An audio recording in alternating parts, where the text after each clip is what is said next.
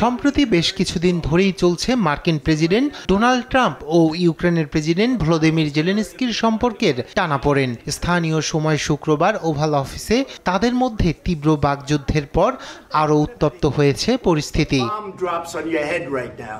এই ঘটনায় ভেঙে পড়েছে সদ্য সাবেক প্রেসিডেন্ট জো বাইডেনের গড়া ওয়াশিংটন কিয়েভ সম্পর্ক।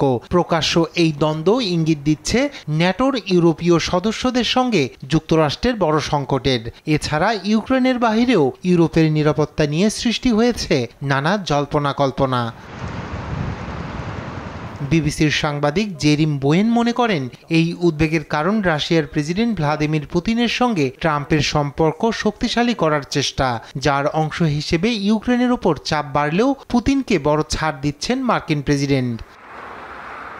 এতে করে যুক্তরাষ্ট্রের অগ্রাধিকারের তালিকা থেকে দ্বিতীয় সারিতে চলে গেছে ইউক্রেনের নিরাপত্তা ইস্যু। এমন পরিস্থিতিতে ইউক্রেনের ইউরোপীয় মিত্রদের ওপর আরও চাপ বাড়বে বলে মত অনেকের। ফলে নিজেদের নিরাপত্তা নিয়ে উদ্বিগ্ন ইউরোপীয় নেতারা।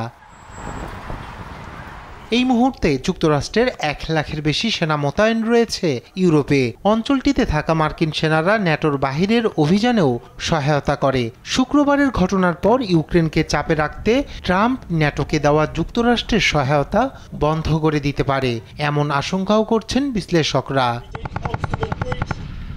রায়হান কবির শুভ্র, নিউজ ডেস্ক, দেশ টিভি।